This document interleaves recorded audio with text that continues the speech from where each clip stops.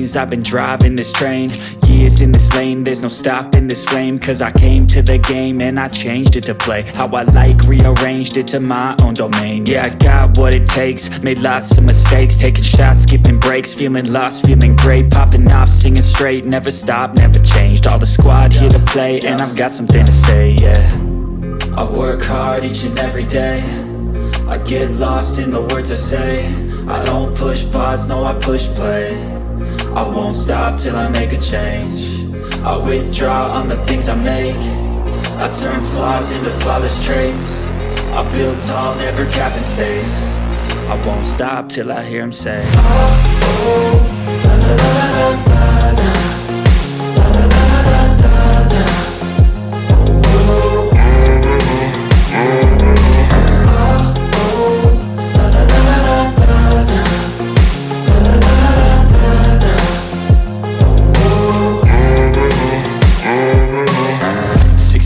And I'm up again. I got tired eyes, need a cup of blend. That's right, in the AM, that's my only friend. No light, just the sun coming up on the horizon. I lose track of time, yeah, I move fast and climb a new class divine, yeah, true passion shines. And I'm through passing time, I choose stacking dimes. You snooze half the time while I move passing by. I work hard each and every day, I get lost in the words I say. I don't push pause, no I push play. I won't stop till I make a change. नमस्कार, देश नेपाल च्यानलमा हजुरहरूलाई स्वागत छ। चोभार सुक्खा बन्दरगाह चोभार क्षेत्रबाट काम अन्तिम चरणमा पुग्न लागेको छ र अबको केही हप्तामै नेपाल सरकारलाई हस्तान्तरण गर्न लागिएको छ। निर्माणाधीन चोभार सुक्खा बन्दरगाह 260 रोपनी क्षेत्रफलमा फैलिएको छ। बन्दरगाहको हाताभित्र भन्सार, क्वारेन्टिन, बैंक, वित्तीय संस्था लगायत अन्य कार्यालयहरू पनि हुनेछन्। भारत तथा चीनबाट आउने मालवाहक कन्टेनर सिधै काठमाडौँ ल्याएर जाँच पनि गर्न सकिने गरी बन्दरगाह निर्माण भइरहेको छ। बन्दरगाहमा लोडिङ र अनलोडिङका लागि 3वटा भवन, 3वटा गोदामघर, 3वटा प्रशासनिक भवन, कन्टेनर यार्ड, ट्रक पार्किङ लगायत अन्य संरचनाहरू हुनेछन्। 360 ट्रकहरू पार्क गर्न सकिने र करिब 464 कन्टेनरहरूको लागि संरचना तयार भइसकेको छ।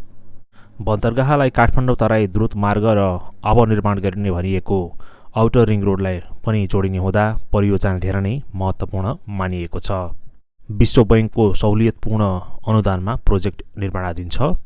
भूतपूर्व प्रधानमन्त्री श्री केपी शर्मा ओलीले 2075 साल माघ 3 गते प्रोजेक्टको औपचारिक हिसाबमा सुरुवात गर्नुभएको थियो।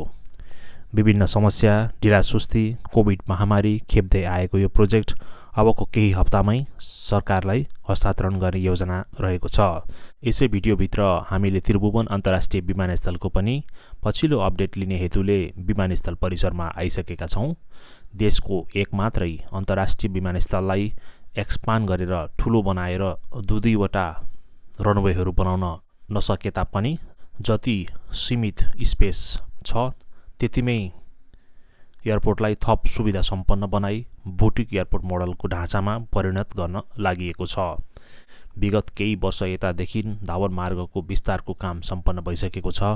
पहिला 3000 मिटर भएको रनवे अहिले 3350 मिटर भएको छ।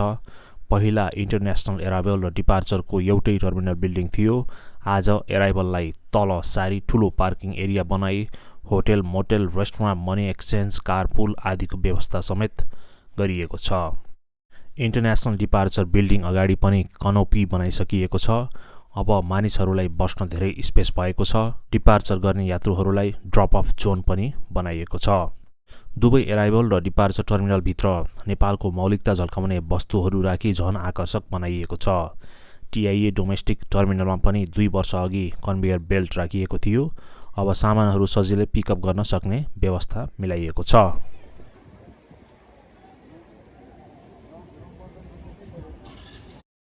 8 करोड लागतको योजना अन्तर्गत अब छिट्टै टिआइएको डोमेस्टिक आगमन कक्ष पनि विस्तार गरिने भएको छ।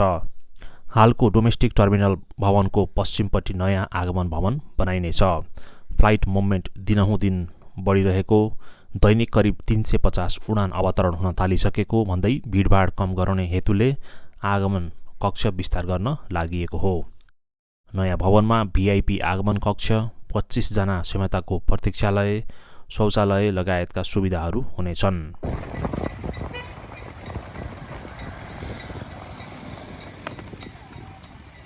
अहिले एउटा मात्रै कन्भेयर बेल्ट छ र निकट भविष्यमै थप एउटा जडान गरेपछि झन् भिडभाड कम हुने स्रोतले बताएको छ।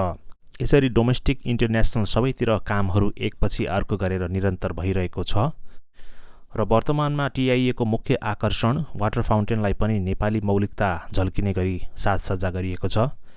चारैतिर ढुङ्गेधारा, देवी देवताहरूको मूर्ति, बीचमा कलशबाट पानी झर्ने आदि बनाइँदैछ। आशा छ यो सम्पन्न भएपछि धेरै आकर्षक र एयरपोर्टकै सबैभन्दा आई क्याचिङ स्ट्रक्चर हुनेछ। यसरी विभिन्न कामहरू भएका छन् तर अझै ट्याक्सीवेको काम बाँकी छ। डोमेस्टिक टर्मिनलतिर जहाज पार्किङ विस्तार गर्न जरुरी छ। रिमोट पार्किङ बे अझै विस्तार गर्न जरुरी छ।